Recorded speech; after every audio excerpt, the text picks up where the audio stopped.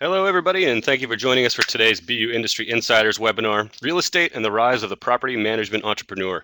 My name is Jeff Murphy, and I'm an Associate Director in the BU Alumni Relations Office, as well as a proud alumnus of the BU Questrom School of Business. Today's webinar is sponsored by the BU Alumni Association and is offered to our 300,000 alumni around the globe. With BU Industry Insiders, the Alumni Association highlights successful Terrier thought leaders showcasing their work on emerging trends and advancements in fields that BU alumni work in. It's important that we get your opinion on how we're doing, so we very much look forward to receiving your feedback via a survey that will be emailed to all of you later today. Please know that we really do value your opinion on this and every program that we offer. Before I introduce today's speaker, some brief housekeeping notes. As you know by now, this webinar is being hosted on the Adobe Connect online meeting platform. If you have any questions or trouble at all with the audio or visual portions of today's presentation, I'll ask that you please contact Adobe Connect directly at the number you see in the bottom right of your screen. That's 1-800-422-3623. Today's presentation is being recorded and will soon be made available for on-demand viewing on the BU Alumni Association website, which you can find at www.bu.edu/alumni. Our speakers are very eager to answer any questions that you might have today, and you're welcome to submit them throughout the presentation using the Q&A chat box that you should see located below the slides at the bottom of your screen. We hope to get to as many questions as we can during today's webinar. Now it's my pleasure to introduce our speakers for the day. Joining us from their offices in Chicago are Nicholas Apostal from the College of Arts and Sciences class of 1998 and Lauren Hundman from the Questrom School of Business class of 2008. A cum laude graduate of BU Questrom School of Business, Lauren is one of the two founding partners of Owl Management LLC, a Chicago property management company handling residential and commercial units. As general manager of the firm, Lauren has overseen an increase in the company's management portfolio from one client to 160, and from 6 units to over 750 units in less than 5 years. As a result of the company's customer service focus, Owl maintains 100% client retention for rental properties, other than properties that have sold. In addition to property management, Lauren also has experience as a real estate broker, working both independently and for a local residential developer.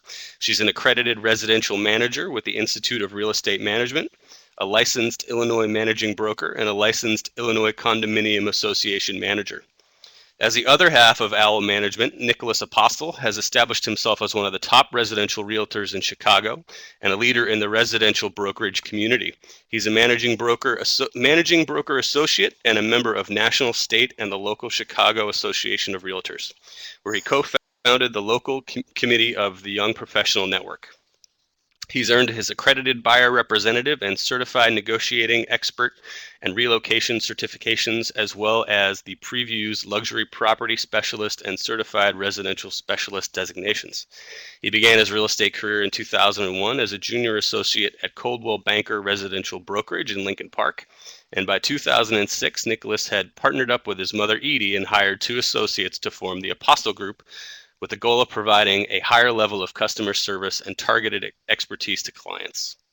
Nicholas also has extensive leadership training, which he uses to teach agents in Coldwell Banker's new agent development program and as a speaker at seminars for the company and regional associations.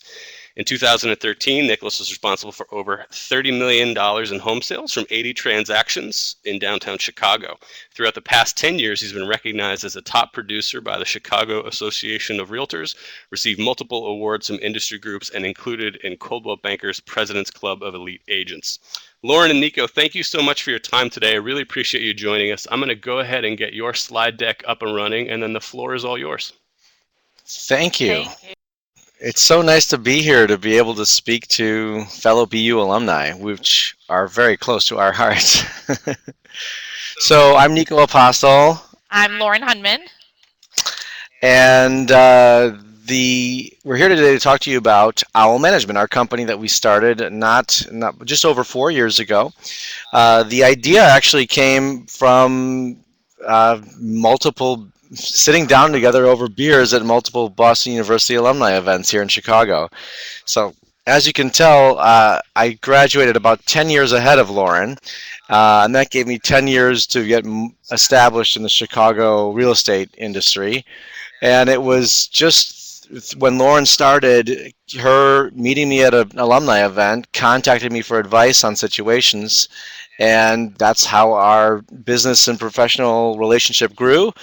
And then one day I was complaining about how, poor and antiquated the local property management companies were and how I thought we could do better. She agreed, and that started the process of us starting a company together. So don't forget to look on the poll that we have on the side here. We love to find out from everybody what you're interested in hearing from us and what inspired you to join us today. So we will be watching that as we go along here. And Nico, just so you know, they can't see those on the side of the screen. That's only something that you and I can see. So when you want to pull out one of the other polls, just give me a cue, and I'll have that out there. So as Nico said, everybody, if you could go ahead and select the answer that best sort of defines why you've decided to join us, that's really helpful information for us to know. So I know a lot of people, when you think about real estate, you think about analyzing numbers and analyzing your investments on paper. But us in the property management industry, we look at it a little bit differently. These are some of the things that we deal with. These are actual photos that we have from management scenarios. We have a rat crawling up curtains in one of our properties. We have mushrooms growing underneath a bed from a leak that tenants never told us about, a flooded basement, and a building with frozen pipes. So today we're going to talk to you about, as Nico said, property management and the industry trends we are seeing, and then also a little bit about, how we started up our company and advice we would give to other people starting a company. So what property management means to us, a lot of people are like, you're a property manager, what does that really mean? And it means we do third-party property management. So we take care of properties that we don't own. And so it means to us taking care of our clients' properties as if they were our own. So we're monitoring the income and expenses, working to improve the bottom line. We're proactively maintaining the property to avoid large maintenance issues, so maintaining drains, maintaining roofs, so that you avoid the large expenses of what happens if you don't. We work to place and maintain stable tenants who pay rent on time and who are hopefully going to stay for a while. And we also work to find ways to increase the rents and the income for our owners. We help manage budgeting for long-term projects, replacing a roof, rehabbing units to get those rents up. We also manage collecting rents in a timely manner, and then help protect owners from legal and liability issues as well. So, how do you manage 800 units? One thing that we've learned a lot is you have to systemize. Every day is different in property management. One day you have a rat crawling up a curtain, and one day you have a flooded basement, and every tenant, every owner, property and situation has to be managed with its own needs in mind. Some owners have more money to spend than others. And so the more that you can create systems, rules, and standards, the easier it is to manage a bulk of units. We have policies and procedures for everything from a key management policy to renter acceptance policies to even file naming policies to try to standardize everything throughout our company. We also try to have detailed management and lease agreements. It's very important to set the expectations with your clients up front and with tenants, and it makes the process a lot easier down the line. The other important thing is really actually caring. And that's kind of what Nico and I had seen a lack of in the industry, but care about the well-being of your clients' properties and the financial stability of those properties. And if you start from that basis, kind of everything else falls into place, because, when you're looking at considering a project, it's not just, it's going to make our lives easier as a property management company. It's, does this make financial sense for the owner and for the property? Same thing with tenants. You actually have to care about the tenants and their happiness and comfort. You end up with a lot better operation with happy tenants. There's less turnover, which keeps your owners happy as well. So I'm going to let Nico now talk about some trends. Sure, absolutely. So to the end, what I think is fascinating is there's a trend just in general of new companies coming in and bringing technology, bringing a heightened sense of professionalism to these industries that have for a long time been just sort of mom and pop businesses. And using higher tech technology tools, we're able to provide that higher level of care in addition to being really thorough and a better level of service at a lower cost with less manpower. And that's part of what is the basis of our of our structure for our business and where we can find an opportunity in the marketplace. So the property management trends that we're seeing in the market in general are more and more people are choosing to stay renters longer because there is a sense that since the recession, there's a lot of people who are a little bit more gun shy about committing to one place and one location. When jobs are so transient, you may get an opportunity to move somewhere else. If you're tied to a property, then it makes it much more difficult for you to uproot and replace yourself somewhere else. So there's a growing new demand for rental properties. Also, nowadays people work a lot more right out of college, so people are waiting to start families later. There are a lot of people who are nervous about committing a huge amount of funds to a property which may or may not may go up in value, but it could also go down in value. So there is a little nervousness about, you know, jumping into the property market. Also, nowadays, more and more buildings offer so many great amenities, and so many. The properties are really, really fancy. So renters prefer being able to just move into a finished unit. Here in downtown Chicago, if you just walk around, you'll see dozens of cranes that are building brand new luxury high-rise buildings. And all of these buildings are featuring smaller units, so smaller size that can fit more units in the building, but with fancier finishes, really high-end brand name appliances, high-end things like Wolf and Sub-Zero fridges. Also, huge amenity floors, things like a gorgeous lobby lounge with a coffee bar in it. They'll have pools, sun decks, a theater room, workout rooms, gym, sometimes a yoga studio, sometimes other things that are value add, business centers. And we're seeing it now trickle down into the smaller properties as well. There's a group here in Chicago that's been building properties, renovating them up with highly stylized, and then having half the apartments in the building furnished and half unfurnished so that they can offer to tenants who just need to move into town for a year for a project and then move on, or people who want to stay longer. Again, smaller spaces, but a little bit more high-end, more luxury. A lot of owners are choosing also not to sell properties that are underwater because a lot of people, this is part of my motivation for starting this business, was I had a lot of clients who had bought properties in 2003, 4, 5, 6, and at the peak of the market, and the market has come down now, and it's not worth quite what they paid for it, or even if it is, it's just not, they didn't get a return on it they were expecting. And if they're not able to sell it for what they've paid for it, and they don't have to sell it, and they're not planning to be in Chicago for whatever reason, they've converted those properties into rental properties. But if they're not here to manage them, that's where we step in. It's nice to be able to offer a service that maintains somebody's investment. All this means a huge increase in demand for rental, and I think that you're going to see this trend continue going forward for the foreseeable future. A couple other trends that we're seeing that, you know, is kind of the buzz lately, and Nico touched on it briefly, because you're actually seeing developers build units and furnish them with the intention of a more short-term rental. But you're also seeing Airbnb and other websites like Airbnb furnish rentals coming into play and affecting kind of the rental market. They're an issue for current landlords, you know, because people are coming and going from the unit without the landlords knowing if a renter is doing Airbnb. They're also a big issue here with the condominium associations. You know, we've heard stories where the lobby on a Saturday morning looks like a hotel with everyone in their suitcases. And so associations are really trying to shut that down. But it's also creating a new type of landlord and a new type of client for us at OWL, where the landlord is purely focusing on doing short-term furnished rentals. You know, they buy a building with that in mind, or, you know, they want to rent out their condo unit just using short-term rental websites and not having a traditional 12-month tenant. And so that's something that's going to be interesting over the next couple of years, how that continues to affect the market. Another big trend we're seeing, as I mentioned earlier, everyone's always trying to find ways to not only, you know, decrease expenses, but to find ways to increase their income.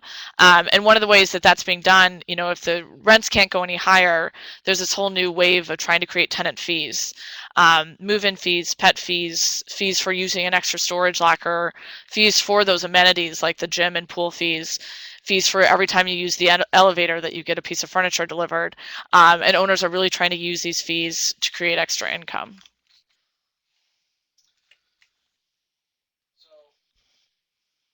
So there's a lot of challenges ahead here, and some of these fees are designed to address that, the increased challenges. A lot of local, state, and municipal and local associations, municipalities have instituted all sorts of new laws that have either heavily protect tenants or heavily protect landlords, or that meddle with investments like this. Because a lot of these states and counties are looking for new sources of revenue, there's new taxes and new um, regulations that have slipped into the industry. And part of the reason that I've gotten so involved with the Chicago Association of Realtors, I'm actually today being inaugurated onto the board of directors of the Chicago Association of Realtors, specifically to help combat some of the new laws that have come into place that make investing in real estate less appealing, that increases the risk for a landlord. So lawsuits have become commonplace, and there are some attorneys that specialize in helping tenants break leases. And in certain counties, there are laws that will heavily compensate a tenant for a landlord misbehavior. And that, in a sense, makes the risk, and it's very easy. The laws are set up to where it's so easy for a tenant to take advantage of that situation. Having a good management company like ours, crossing the T's, dotting the I's, making sure everything is systematized, reduces the risk of a lawsuit being able to go forward. There's also new taxes ahead, increased costs from owners. Part of the reason in Chicago we no longer recommend landlords take security deposits is that the administration for handling security deposits has to be held in a certain way, and the banks are using this as an opportunity to charge additional fees to property owners. And if they're mishandled, then that gives an opportunity for a tenant to take advantage of a situation if they want to break a lease, or if they want to try and just squeeze some money out of the landlord. So this is where some of the fees come in to compensate for that. It seems like as the sales market starts to improve, the new shift here that we're facing is going to be more and more people, I think, who want to get into properties for their own use, and also they're looking for stable investments. So as this market modifies, we've had to change the way we attract tenants to our rental buildings, and change the ways that we qualify properties for landlords. So yeah, now we're going to kind of jump over and talk a little bit about how we built the business and how we started. We took a different route in terms of we didn't get multiple investors to start the business and hire a bunch of employees off the back. We actually started off with no employees, but we found that was a great way to get a strong understanding of what every position was going to be doing down the line in the company. It makes it easier to train and relate to employees as you grow. If you're able to say, you know, I used to do this, and back when I did this, and you can relate to people and train them better because of that. And it also helps you gain a strong understanding of the systems that need to be in place if you start off creating all those systems yourself and knowing them all yourself. One way that we found was really useful to help grow our company was to utilize and develop relationships in the real estate community to help build our company brand, which Nico came into play a lot. And we also stayed on top of and managed our online reviews very early on, because that, even in our industry, affects us a lot these days. Yeah, the online reviews are paramount, both in the sales business as well as in the service business. So some advice for if you were considering to start a real estate company. One of the big things, and Nico talked about how the legal issues affect our industry so much, but take a lot of time and be careful with the legal setup of your company. Don't just take your friend or your uncle who's an attorney. Test out multiple attorneys and make sure you're using an attorney that knows your industry and your market very specifically. And once you find an attorney you're really comfortable working with, use that attorney when developing your processes and paperwork initially. So your lease, your management agreement, don't just grab something online. Work with an attorney to make sure those are very solid in the beginning. Also definitely recommend gaining a lot of industry experience and learning the business inside and out. There are trade organizations for every aspect of real estate, whether it's sales, whether it's commercial, whether it's investments, whether it's also all the different versions of the property management field has its own association, and there's filled with tons of extremely useful information. Yeah, and then along with that, to attend industry events and build industry connections. Building a network of people that you can learn from and call on is crucial. Even if they're a competitor, still build those relationships. Competitors can help each other. They can help kind of set standards across an industry, and you can learn a lot from people by developing those relationships. And share resources. You never know when you're going to need another plumber. So if somebody's got a good one they're using, just by showing up to an event, a quick conversation can lead to solving a problem down the road. So some of the lessons that we've learned that we wanted to share with you guys, one is don't take on every client, especially in the management industry. It's really important when you're qualifying a potential client to learn kind of their perspective and property goals. You don't want to be taking on the slumlord. You want someone who wants to take care of their property and wants to take care of tenants, because the owner does still have some control in terms of expenditures and what you can do with tenants. You want an owner who's going to wait for the good tenant and not just take the first guy that comes along, because it can create a lot of headaches for you if you don't align with how your owner's operating. So it's really important to learn that up front. Another lesson we've learned, don't hire in a hurry. Try to forecast and a plan to know when you're going to need to hire, and so that you aren't like, I need help in the next week, and you take the first guy that comes in for an interview.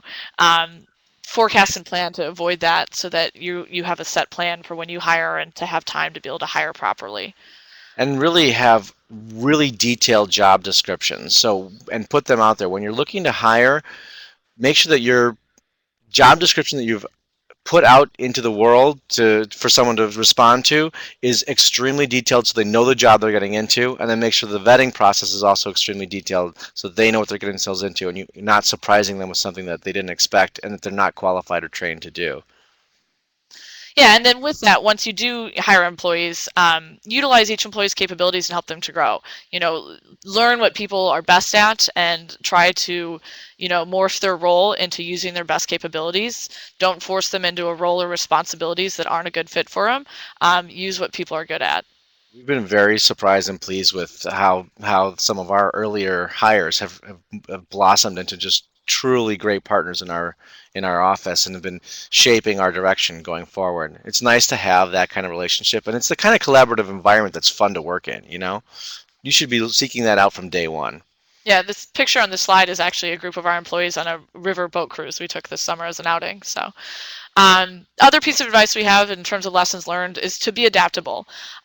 If you discover a better way of doing something, be open to the change. And a lot of this is coming from our great employees. They come from other management companies, or they just come up with great ideas in how to better streamline our processes, or better get tenants to understand the processes, and listen to those ideas. And a lot of times when you hear those ideas as a small business owner, you're just like, oh my gosh, this is more work. This is going to take so much time. But a lot of times it's worth the time to be open to those changes and to make those changes. So we also want to talk a little bit about how BU got us here and how BU has affected our careers to this point. And a few things for me personally, as all of you probably know, BU has a large international population. And my time at BU, I've met people from all around the world and became close friends with people from around the world. And that's really helped me in my business career, because a lot of our clients are out of the country. Whether or not it's an American citizen who's an expat abroad and we're managing their property, or international investors. We have quite a few clients who are international investors from abroad. And being able to, relate to them and have stories to tell them and have kind of that international perspective that we got from BU is really helpful. Also, being a management grad, the teamwork skills that we learned were really important. As you work with employees, having that sense of team and figuring out who's good at what and assigning tasks accordingly. A lot of that I learned from the business school. And same with public speaking and networking. Learned a lot of that at the business school as well. One of the great things I found at BU was because there were so many different people from so many different backgrounds pursuing so many different interests, you could get this wealth of experience that is, surprisingly applicable in just day-to-day use. Also, I was involved heavily with the admissions office. That was my on-campus job for 3 of the 4 years I was there, and I was a president's host for 3 of the 4 years I was there. I found that those experiences, far more than necessarily the class time, were what shaped my career since then. And it's great that a school like BU was able to offer those experiences and create those environments that were able to shape my business since then. Networking is crucial. I think in any sales business, any business that involves trying to bring in new clients, having the skills to be able to meet people, say an elevator speech, quickly describe what your value is, and then become personable, is extremely important. And that's how I met Lauren. I mean, it's showing up to BU alumni events.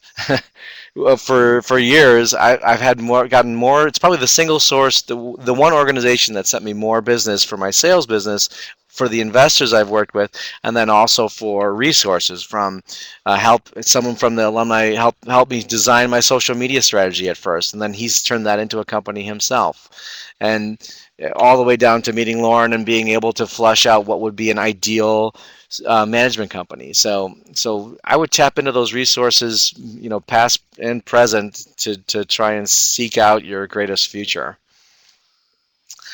So, any questions? We've been talking like a blue streak here, so I'd love to hear from some of you if there's other things you'd like to know. And then we have another poll in terms of what's your specific interest orientation for real estate as well, that we'd love to get your responses on. Thanks, Lauren and Nico, for your thoughts here, and I'm glad that we left plenty of time for questions and answers.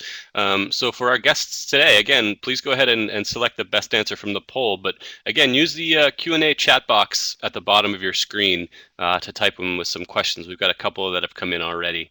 And we can give it a few more seconds for this poll. It looks like a majority of folks on the call today are owners, investors looking to rent out properties. So Oh yeah. maybe if you're in the So Chicago that's area, hire Al.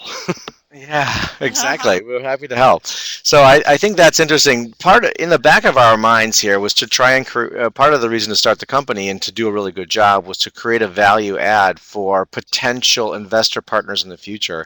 Both Lauren and I now own investment properties of our own and rent them out, and through very short in a very short time frame, we've met a lot of people who would like to continue to invest in properties. I think real estate is still a wonderful investment. It's tangible. Unlike a stock, if the company goes bankrupt or something and your stock is worth zero, if a property loses value, it always still has the land, so it never gets to zero. And there's huge opportunities right now with the surge in new renters in the market to find places that can stabilize or throw off great cash flow and earn an appreciation over time. So part of our motivation for starting the company was to be able to create a resource that would make us valuable to future investors. Yeah, and if a lot of you are owners, investors looking to rent out your property, when you're first starting off, we see a lot of clients who, young professionals who wanted to buy a rental building with their friends or, wanted to get into real estate, but they don't really, other than analyzing the numbers, they don't really know about the maintenance, about the tenant laws. And oftentimes they do it for a year and then run into a legal situation or run into a burst pipe. And they're like, maybe we should call management now. So I know not everyone's in the Chicago market, but it is definitely worth considering management or talking to a management company if you have your own investment properties. And if you're doing it yourself, just make sure you learn the laws really well and learn about building maintenance so you can make sure you can really take care of your investment. So obviously we also have a couple folks here who are interested in small business management, so make sure that you're chatting in with those questions. A couple of you have used the raise your hand feature that you see up at the top of the screen. That's not how to ask a question. Please go ahead and use the Q&A chat box at the bottom of your screen to type that in. We've got some great questions here, so let's go ahead and dive in. Chris has asked if you could talk a little bit more about how you're managing current tenants who have tried to use Airbnb for short-term subleases.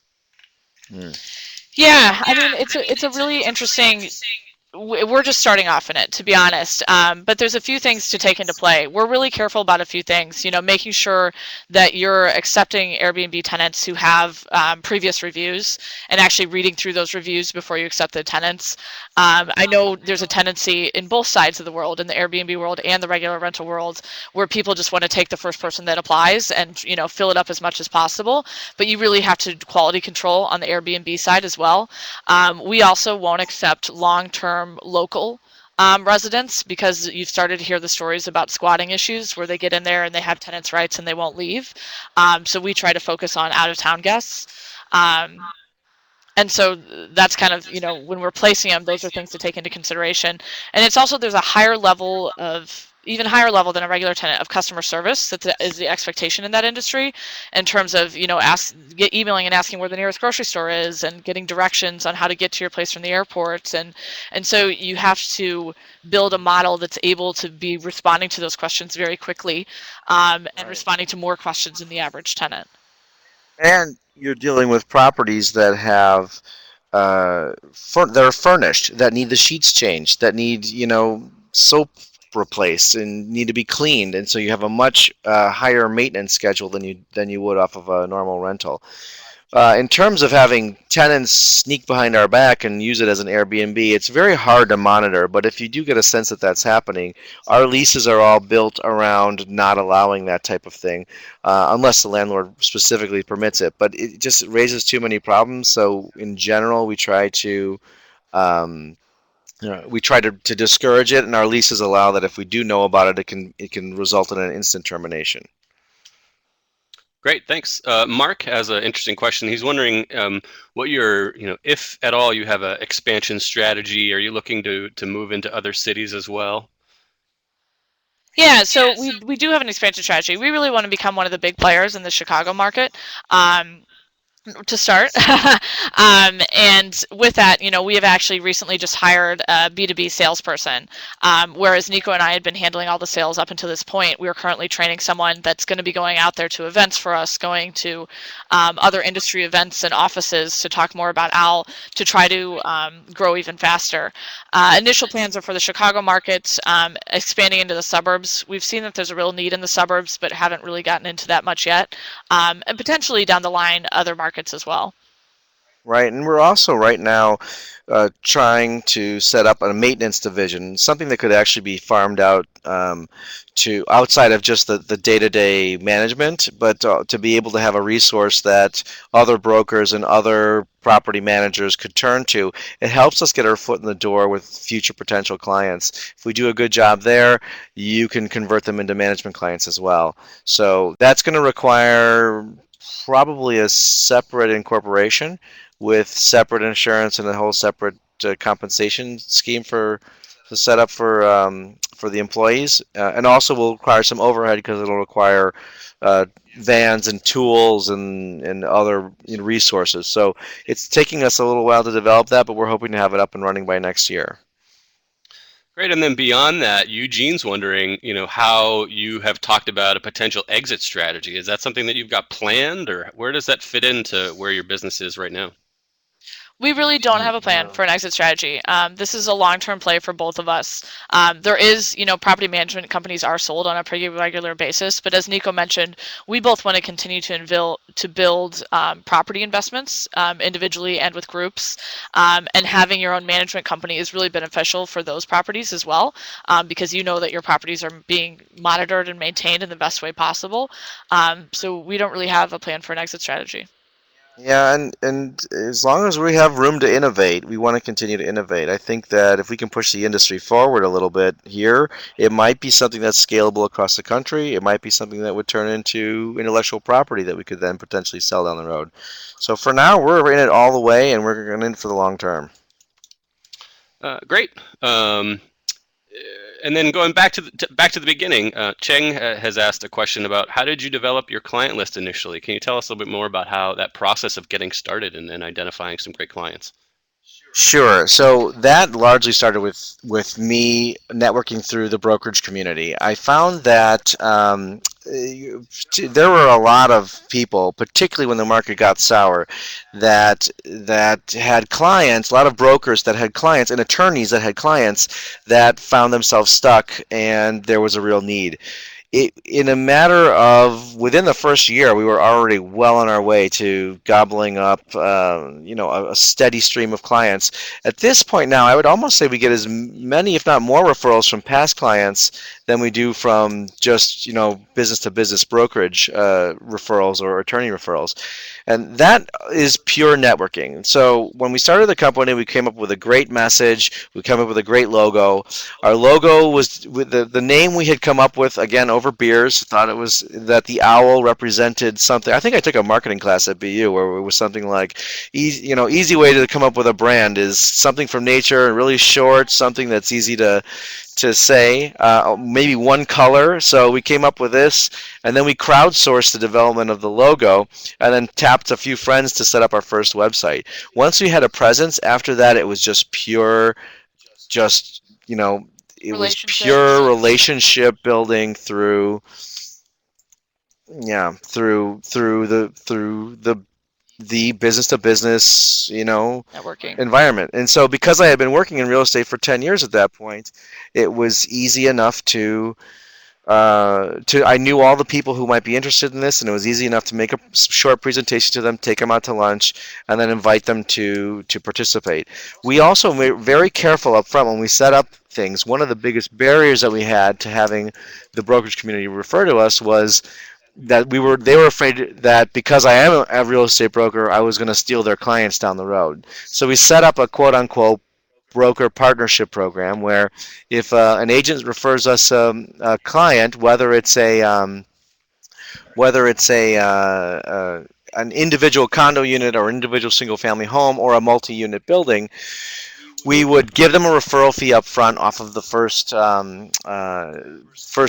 month's salary, first month's fee that we earned, and then tie their contact information to the record so that anytime that property needed to be released to a new tenant, or anytime the communication with the owner seemed like they might be ready to sell, we would then connect them right back to the broker who gave it to us. So we could be a resource then to brokers that they could feel comfortable they were servicing their client but not losing their client. And I think that was very crucial in the beginning to getting going, was finding that method of creating value and forming a partnership. Great, thanks. And then after that, it just kind of rolls on its own once you get enough clients. Question came in from Jordan. If this is the Jordan that I'm thinking of, I'm pretty sure he's a lawyer here in town. So hello, Jordan. He's wondering if you have any recommendations for somebody like himself who's a vendor to property management companies. If you can recommend any good networking groups around real estate or management, professional associations that he should get connected to in order to try to develop his own client list. Yeah, the two on the property management side that I'm a big fan of is NARPM. It's the National Association of Residential Property Managers. They have a lot of great informative events, and they always have vendor booths and vendor fairs as well. And then also IREM, which is the Institute for Real Estate Management, similar organization that are both in, NARPM's in even small markets. IREM, I think, focuses on bigger markets. And then I'll let Nico speak to the realtor side of things too. Right. So every local area has an association of realtors. There's also the National Association of Realtors, and I have found that those are they pack their calendar all year long with different opportunities for networking.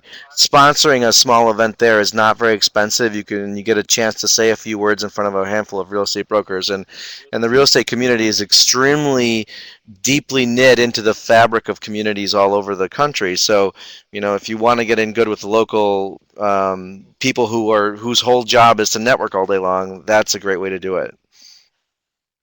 Great, thanks. My colleague Corinne has chatted in with a question. She, as many of you know, works with alumni out in the Chicago area. I don't know if she's planning on moving anytime soon, but she's wondering if you have any partnerships here in Boston or know of property management Happy to companies help that are if she really, does. yeah. If you know of other companies in the area that have a really great reputation that you would put your stamp of approval on. I don't in the Boston area. A lot of times when people ask that, I do refer them to NARPM, the National Association of Residential Property Managers. It's, I go to their national conventions, and it's a really good group of people who cares about, industry trends and staying on top of the industry, and their website lists its members. And so that's one place I always recommend people for other markets to start. Yeah, otherwise I would just go to local brokerages and see if the broker has a recommendation. Great, thanks. Another question from Mark. He's wondering if you've worked at all with low-income properties or subsidized housing. We have minimally. For anyone that knows Chicago, the north side and the south side are very different markets, and we don't accept clients in the deep south side. We have a good friend that we kind of work with, even if we have a client who has a property down there, and then also on the north side, because it's really a different specialty. He's dealing with ambulances as his buildings on a regular basis. At the same time, we are in kind of some more outskirt markets on the north side of Chicago, and a lot of times we're dealing with investors who buy a property, and then they want to rehab that property and kind of turn that property around. And so when they initially buy it, you have a property where no one in it has leases. Only a quarter of the people are paying rent. And there is some subsidized housing people in there, etc. And so we do have experience dealing with it. I wouldn't say it's our specialty because oftentimes it's a short-term management style that we're doing, because then they're slowly, getting those tenants out and rehabbing the units and raising rents. There's a whole specialty that can be found in the sort of Section 8 and lower income investment properties. That I know people who that's all they invest in. They get much higher returns. There is a higher risk involved, and there's usually a higher maintenance cost of those buildings just by virtue of the properties deteriorating faster. But the people I know that are operating in that space will typically build up a large portfolio of lower income units and then hire their own in-house people to deal with it, or partner with security firms or other maintenance, painting, and cleaning firms that will go in with them on those purchases so that they can maintain the properties affordably and still. But the nice thing is that you get paid regularly. The checks often come from some government agency, and they come every month like clockwork without having to chase them down. Great, and as you were giving that answer, some of what you were talking about bleeds over into a question that I actually had as you were talking. I don't know how much the two of you are keeping tabs on the Boston real estate scene, but Boston is faced with this huge student housing crisis where BU. I'm sure you remember some of the multiple units in Alston where landlords are packing students in unsafe places.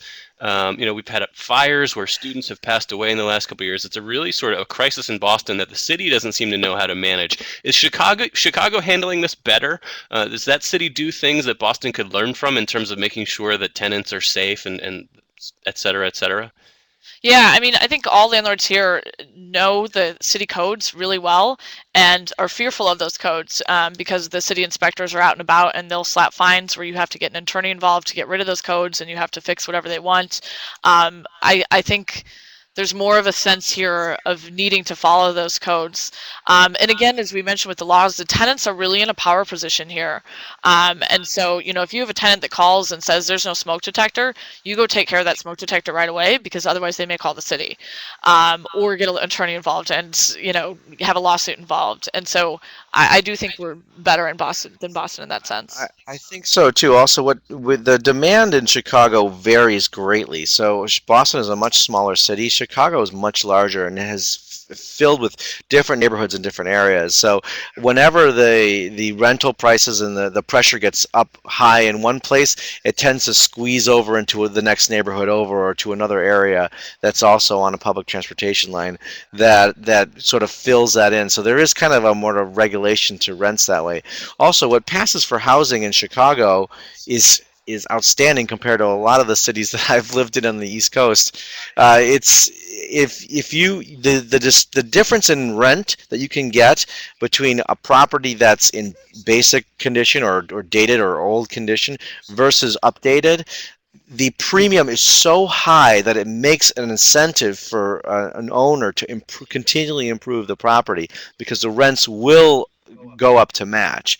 So I think it's a combination of that punitive side. If you're not maintaining the property, the city can come down very hard on the landlord.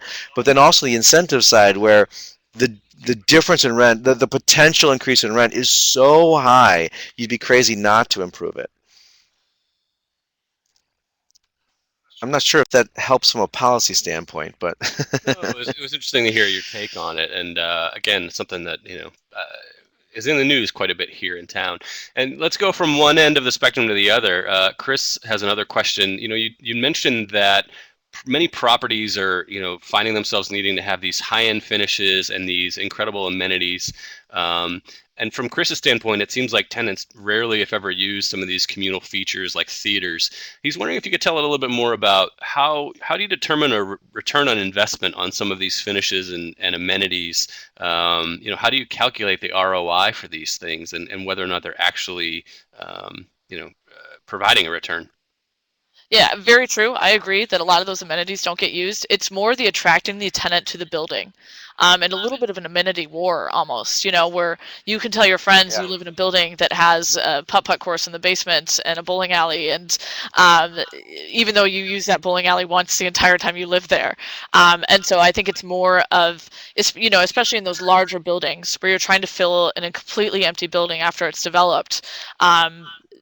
Sounding cool and attracting tenants, and that's more where you see the return.